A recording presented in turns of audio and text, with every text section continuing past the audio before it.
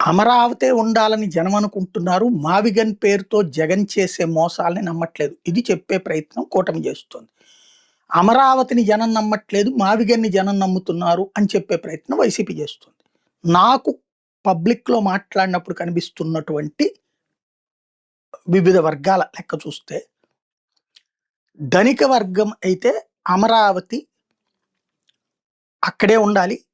విజయవాడ, గుంటూరుతో కలిపి ఉండాలని కోరుకుంటారు ధనిక వర్గం. మధ్య తరగతి వర్గం కూడా అదే కోరుకుంటుంది. ఈవెన్ పేద వర్గం కూడా అదే కోరుకుంటుంది.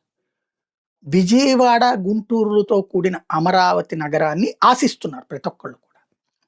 ఇకపోతే 29 గ్రామాల అమరావతిని సమర్థిస్తున్నది తెలుగుదేశం మద్దతుదారులు మాత్రమే.